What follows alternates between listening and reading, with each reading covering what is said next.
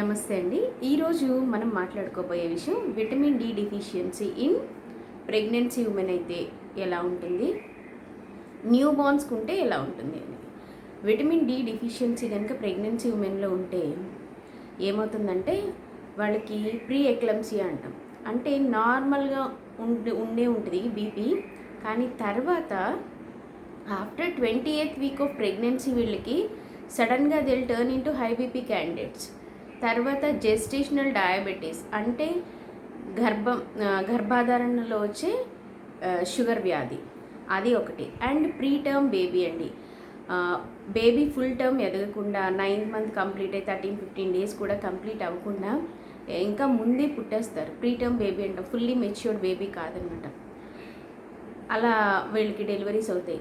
ఇవన్నీ vitamin D deficiency వల్ల pregnancy వాళ్ళకి వచ్చే ఇష్యూస్ అండి.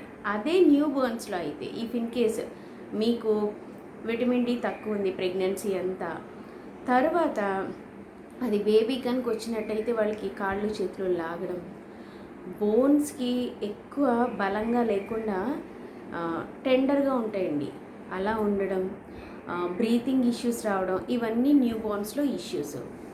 మరి విటమిన్ డి ఎట్లా తెచ్చుకోవాలి అంటే న్యాచురల్ పద్ధతి అయితే త్రూ డైట్ అండి. ఎలా అంటే మష్రూమ్స్, మాంసం, గుడ్లు, ఆవు పాలు ద్వారా మీకు విటమిన్ డి దొరుకుతుంది.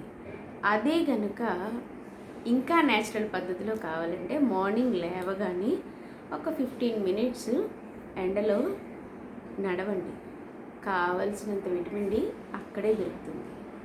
So be careful with your pregnancy, ఎందుకంటే మీరు నెక్స్ట్ తరాన్ని అందించబోతున్నారు.